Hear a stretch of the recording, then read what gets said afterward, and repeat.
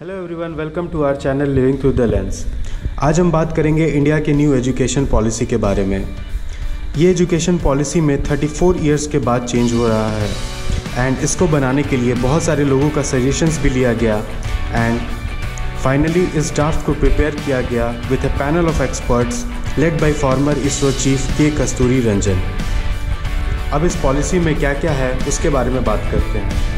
New education policy के बारे में जानने से पहले इंडिया का पुराना एजुकेशन सिस्टम के बारे में बात करना उतना ही ज़रूरी है। एक्चुअली इंडिया का पुराना एजुकेशन सिस्टम में ब्रिटिशर्स का बहुत बड़ा हाथ रहा। इंडिपेंडेंस से पहले यहाँ पे ब्रिटिशर्स का बड़ा बड़ा इंडस्ट्रीज़ और फैक्ट्रीज था और वो एक ऐसा पॉपुलेशन क्रिएट करना चाहते थे जो उनका ऑर्डर फॉलो कर सके। इसीलिए उन्होंने इंडिया में और अपने कंट्रीज़ में एक ऐसा एजुकेशन सिस्टम क्रिएट किया जिसमें रोट लर्निंग पे, जिसका मतलब होता है रट्टा मारने पे ज़्यादा ध्यान दिया जाए, मार्क्स लाने पे ज़्यादा ध्यान दिया जाए, इन सब चीज़ों पे उन्होंने इम्पोर्टेंस दिया। एक ऐसा पॉपुलेशन क्रिएट करना जो कि ऑर्डर्स फॉलो कर सके और उनके फैक्ट्रीज़ में, इंडस्ट्रीज़ में काम कर सके। इंडिया में भी उन्होंने ऐसा ही एजुकेशन सिस्टम क्रिएट किया और ये ऐसे ही चलता रहा उनके इंडिपेंडेंस होने के बाद भी। इन सब चीज़ों के कारण ये नया एजुकेशन सिस्टम काफ़ी इम्पॉर्टेंट और हिस्टोरिक इनिशिएटिव है। अब बात करते हैं न्यू करिकुलर स्ट्रक्चर के बारे में। पहले का जो ओल्ड स्ट्रक्चर था वो 10+2 का पैटर्न था और अभी का जो नया स्ट्रक्चर है उसमें 5+3+3+4 का पैटर्न रहेगा।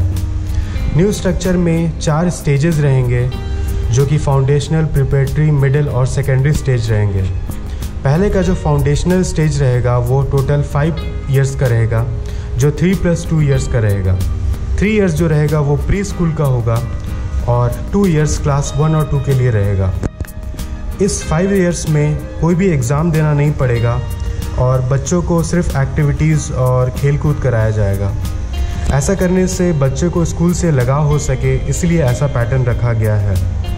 पहले के स्ट्रक्चर में और अभी के स्ट्रक्चर में ये डिफरेंस है कि पहले भी KG1 और KG2 होता था क्लास 1 और 2 के पहले, बट अभी ये 3 साल का प्री स्कूल होगा, तो इसमें 1 ईयर का डिफरेंस है। सेकेंड स्टेज का नाम प्रिपरेटरी स्टेज है और वो क्लास 3 to 5 तक का होगा। ये 3 इयर्स का होगा और इसमें 8 से 11 इयर्स के बच्चे पढ़ सकेंगे। इस स्टेज में बच्चे का एग्ज़ाम होना स्टार्ट हो जाएगा और इसमें भी इंटरैक्टिव स्टडी के साथ साथ एक्टिविटीज़ भी कराया जाएगा। इस सेकंड स्टेज में बच्चे अपनी मातृभाषा यानी कि मदर टंग और रीजनल लैंग्वेज में भी पढ़ाई कर सकेंगे। बात करते हैं थर्ड स्टेज के बारे में। थर्ड स्टेज का नाम है मिडिल स्टेज और इसमें क्लास 6, 7, 8 इंक्लूड होगा और बच्चे का एज होगा 11 to 14 ईयर्स। ये स्टेज में ज़्यादा एक्सपेरिमेंट बेस्ड और प्रैक्टिकल बेस्ड लर्निंग पे ज़्यादा ध्यान दिया जाएगा। थर्ड स्टेज में बच्चे अपने इंटरेस्ट के हिसाब से कोई भी वोकेशनल कोर्स या इंटर्नशिप कर सकते हैं और वो किसी भी फील्ड जैसे engineering, medical, home science, agriculture, hospitality, tourism, कोई भी अपने इंटरेस्ट के हिसाब से फील्ड चूज़ कर सकते हैं। इसके ये होगा कि बच्चे को बचपन से ही अलग अलग फील्ड का नॉलेज हो सकेगा और वो बड़े होकर अपने एरिया ऑफ इंटरेस्ट के हिसाब से काम कर सकते हैं। बच्चे को कोडिंग भी सिखाया जाएगा, वो बहुत ही बेसिक लेवल का रहेगा। कोडिंग के साथ साथ अब स्कूल में नए सब्जेक्ट जो टेक्नोलॉजी से रिलेटेड है वो भी पढ़ाए जाएंगे, जैसे कि artificial intelligence, design thinking, mobile applications, etcetera etcetera. Card assessment में भी चेंज किया गया है। अभी का नया असेसमेंट 360 डिग्री असेसमेंट किया जाएगा। 360 डिग्री असेसमेंट का मतलब है कि मार्क्स के अलावा बाकी सब चीज़ों में भी बच्चों को असेसमेंट किया जाएगा। जैसे कि बच्चों खुद को सेल्फ असेसमेंट करेंगे, उसमें बच्चे अपने खुद को मार्क्स दे सकते हैं अलग अलग फील्ड्स में। इसके अलावा बच्चे के बिहेवियर और एक्स्ट्रा करिकुलर एक्टिविटीज़ के भी मार्क्स मिलेंगे। ये भी एक बहुत अच्छा कदम है ताकि कोई भी स्टूडेंट अपने एकेडमिक करियर के अलावा बाकी सब चीज़ों में भी ध्यान दे सके। फोर्थ स्टेज के बारे में। फोर्थ स्टेज का नाम सेकेंडरी स्टेज रहेगा और इसमें क्लासेस 9 से लेकर 12 तक की पढ़ाई कराई जाएगी। इसमें बच्चे का एज 14 से 18 इयर्स के बीच रहेगा। इस स्टेज में सबसे बड़ा चेंज ये है कि इसमें फ्लेक्सिबिलिटी स्टडी पैटर्न रहेगा। जैसे पहले हम लोग का साइंस, आर्ट्स और कॉमर्स का सब्जेक्ट हम लोग को चूज़ करना पड़ता था, बट अभी ये फ्लेक्सिबिलिटी रहेगी कि बच्चा अगर साइंस के साथ कुछ म्यूज़िक या हिस्ट्री पढ़ना चाहता है तो वो भी कर सकता है, कॉमर्स के साथ ज्योग्राफी या बायोलॉजी पढ़ना चाहता है तो वो भी कर सकता है। ये बहुत ही एक नया और इंटरेस्टिंग चीज़ कराया गया है। इससे बच्चे का इंटरेस्ट बना रहेगा, क्योंकि बचपन में ऐसा होता था कि हम लोग के साथ अगर हम लोग को साइंस लेना पड़ता था तो हम लोग का काफ़ी बार मन रहता था कि ज्योग्राफी पढ़ सके या हिस्ट्री पढ़ सके, बट वो ऑप्शन नहीं रहता था। बट ये बहुत ही अच्छी फ्लेक्सिबिलिटी दी गई है अभी इस सेकेंडरी स्टेज में, ताकि अभी जो नए बच्चे हैं वो अपने इंटरेस्ट के हिसाब से कोई भी फील्ड और कोई भी सब्जेक्ट चूज़ कर सकते हैं। इस स्टेज में अब स्टूडेंट को एक फॉरेन लैंग्वेज भी सीखना होगा।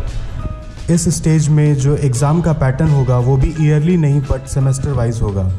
सेमेस्टर वाइज मतलब हर 6 मंथ्स में आपको एग्ज़ाम होगा, और इससे करने से बच्चे को जो एग्ज़ाम का प्रेशर रहता है उसको भी कम करने की कोशिश की गई है।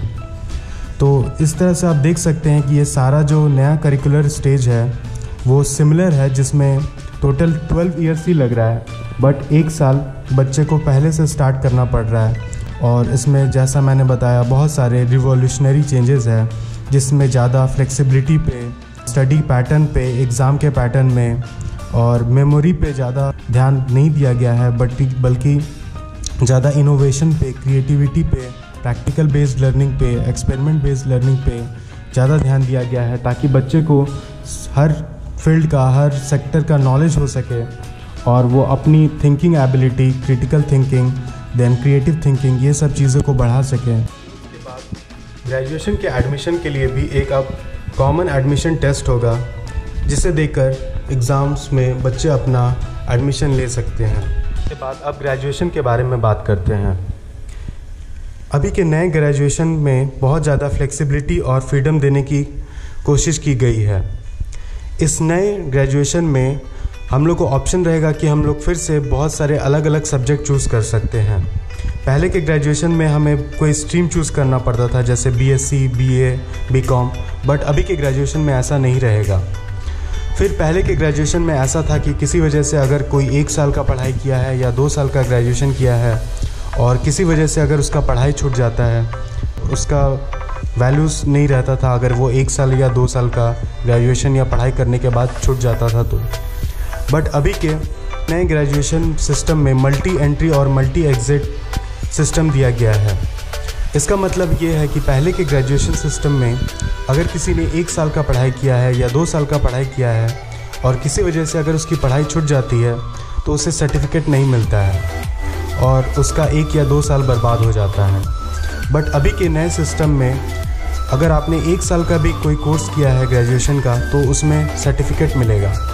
2 साल का कोर्स करने पे आपको डिप्लोमा सर्टिफिकेट मिलेगा, 3 इयर्स का कोर्स करने पे बैचलर सर्टिफिकेट मिलेगा और 4 इयर्स का कोर्स करने पे रिसर्च का सर्टिफिकेट मिलेगा।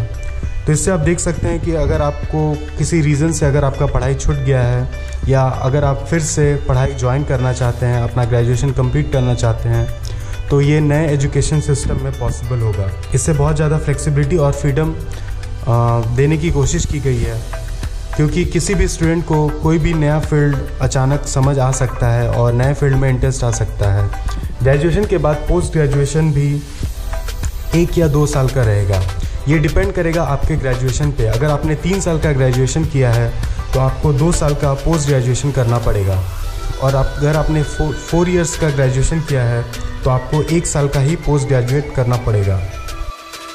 अब ग्रेजुएशन में क्रेडिट सिस्टम स्टार्ट होगा और हर स्टूडेंट को कुछ क्रेडिट पॉइंट्स ऐड किया जाएगा डिजिटली उनके एग्ज़ाम के बाद या जब भी उनका कुछ असेसमेंट होगा तब।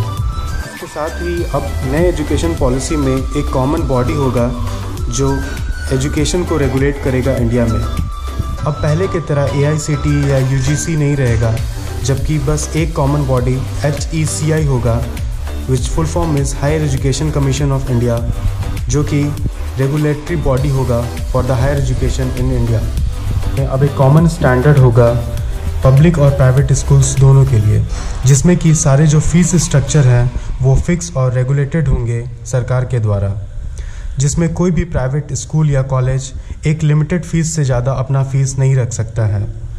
ये एक बहुत बड़ा रिलीफ होगा पुअर और मिडिल क्लास पेरेंट्स के लिए।